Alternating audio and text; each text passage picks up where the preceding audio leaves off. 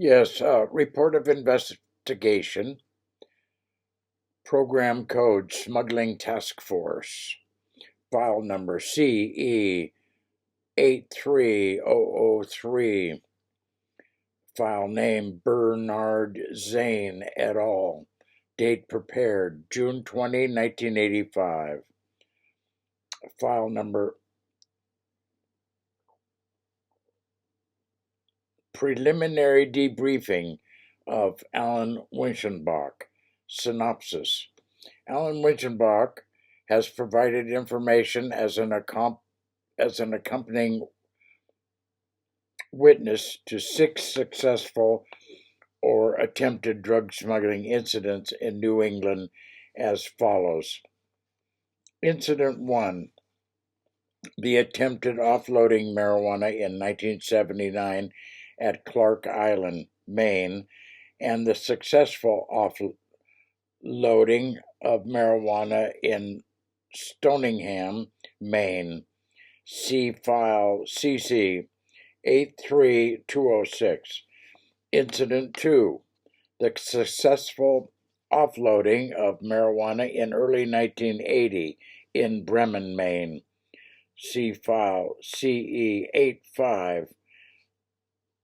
85X002. Incident 3, the successful offloading of hashish in 1980 on Gross Neck in Walboro, Maine. See file GFCE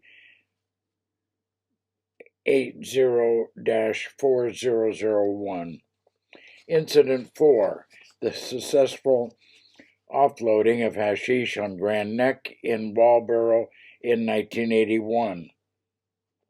See file GFCE 814022 and CE 85-X005. Incident 5, the successful offloading of marijuana in Boston, Massachusetts in 1981. See file CC 84-056. Incident 6, the attempted offloading of marijuana in Bremen, Maine in 1982, which has been reported in file CE 830003. Special Agent details. Special Agent Michael Cuniff interviewed Alan Winchenbach in Bangor, Maine on 6/20/85 concerning his knowledge of criminal activity. This report comprises Special Agent Cuniff's impressions of that interview, which the cooperating individual has not had the opportunity to review. Signature Michael Cuniff, Special Agent DEA. Gustav Fazler, RAC. Incident 4, Walboro, Maine, GFCE 814023, CE 85X005, 1981. Sometime in or about the spring of 1981, Robert Kenny asked Alan Winchenbach in Warren, Maine, whether he wanted to offload hashish in Maine in return for $20,000 fee. Alan Winchenbach agreed. Kenny also hired Ralph Winchenbach for the operation, either directly or via Alan. Kenny, in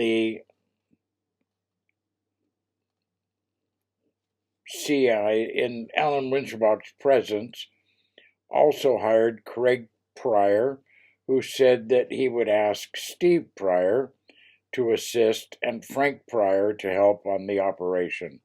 They all agreed to use their boats in the operation. Kenny told Winchenbach that he would use the same crew plus a few new men. At some point during the period, Kenny and Winchenbach met Glenn Hall at the Wayfarer Bar in Rockland, Maine. Kenny, in Allen's presence, asked Hall whether he would work. Hall agreed and reportedly later flew aerial and counter surveillance during the offload operation.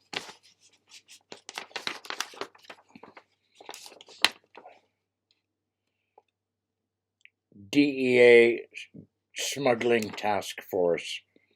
Date prepared June 20, 1985. Bernard Zahn et al. File number CE 850003. The following boat left for a rendezvous with the mothership near Western Egg Rock on the night of the offloading. Roy Turner, Winchenbach, Porter O'Hara, Essie Wallace, and Tommy, last name unknown, from Rockland, and hangs out with E. Wallace in Allen's speedboat. Ralph Winchenbach and roughly 5 men in Winchenbach's speedboat. Craig Pryor and Gene Kelly in Craig Pryor's lobster boat. Frank Pryor and Dale Jap Witham in Frank Pryor's lobster boat. Steve Pryor, possibly alone in his lobster boat. The hashish load in tin cans, some covered in by cardboard, was transferred from the mothership, no further description, to the lobster boats, which transferred the hashish to Carter's Landing in Walboro, Maine, for offloading.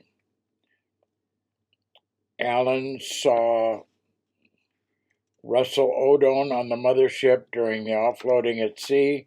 The hashish was loaded into 3 straight job trucks, 2 20-foot trucks and 1 18-foot truck. One of the trucks got stuck when leaving offload site. One of the trucks, at which time Raymond Carter came out to his driveway. Someone hired Tony Lash to pull out the stuck truck with his bulldozer. Allen went home after the offloading was completed.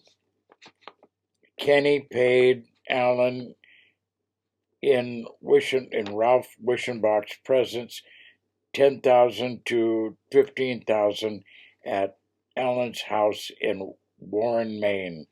Kenny told Allen that he was on his way to pay Craig Pryor. At that point, Kenny stored at least 20 to 25 canisters of hashish in cars that were located at Allen's place of business. Kenny promised to pay the $1,000 for each canister of hashish stored there.